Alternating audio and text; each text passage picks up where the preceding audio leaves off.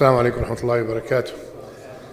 اللهم لك الحمد حتى ترضى ولك الحمد إذا رضيت ولك الحمد بعد الرضا.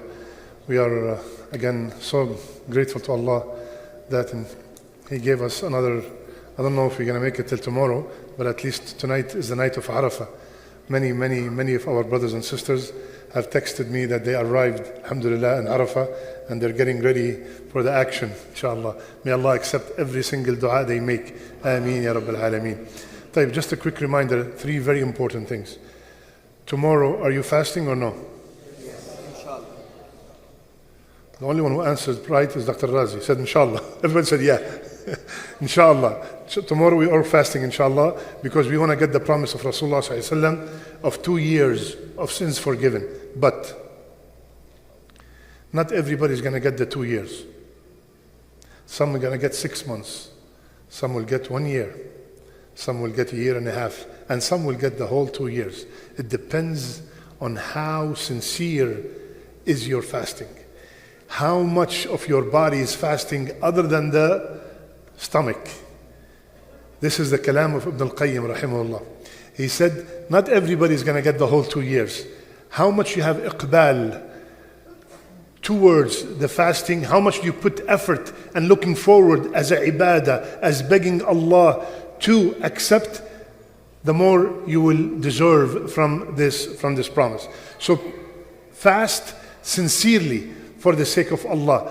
It's a long day. We all know, many brothers, alhamdulillah, and sisters, they've been fasting for the last 8 days, and they told me how tough it is, but they survived. 1 more day, inshallah, and then we celebrated the Eid. Second, subhanallah, I want you to live this hadith. Our guide to Jannah, alayhi salatu wasalam, he said, tomorrow is the most day of the year that Allah frees necks from the hellfire. Live the hadith, not just listen to it. I want my name to be on the list.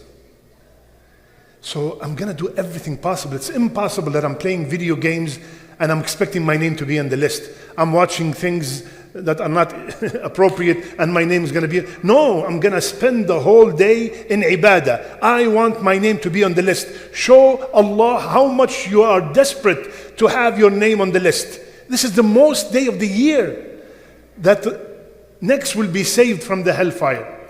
So spend it all, literally all in ibadah. From the Fajr in Jama'ah to staying till Shuruq, and then all day long your tongue is busy with adhkar, with Quran, with dua. And which brings us to the third point. Subhanallah. Again, remember who's saying this. Rasulullah sallallahu alaihi wasallam. Khayrud dua. Khayrud dua. And imagine, you put 365 days in front of Rasulullah sallallahu alaihi wasallam. You say, Ya Rasulullah, which day of these 365 days is the best day to make dua? He will point to Arafah. The best day to make dua. The best day. I'm sure, because I told you before, you have already prepared your list. If you did not, go home and prepare your list.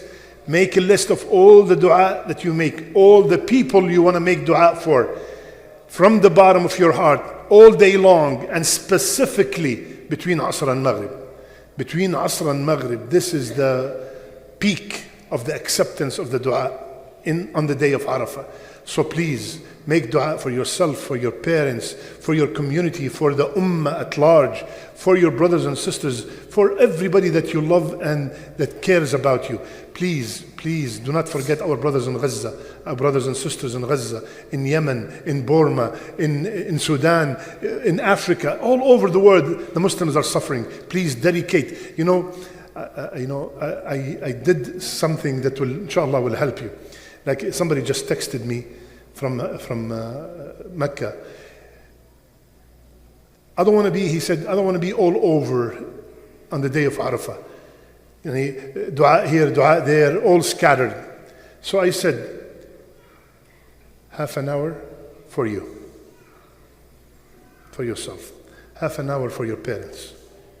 Half an hour for your wife and children. Half an hour for your siblings. Half an hour for your family members. Half an hour for your community. And half an hour for your ummah.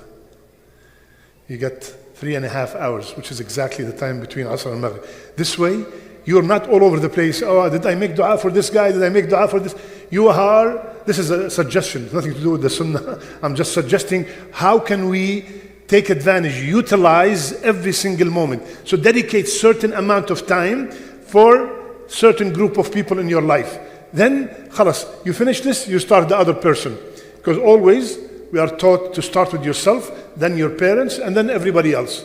So this way you can focus and concentrate. Ask Allah subhanahu wa ta'ala to put your name on that list of the people who their neck will be saved from the hellfire. Allahumma a'tiq riqabana minan nar. We repeat it a lot in Ramadan, but this is the day, subhanallah. And finally, the best dua tomorrow that you could ever make. And this is, again, not me, the best man ever created. He said that the best dua to be made tomorrow, all together.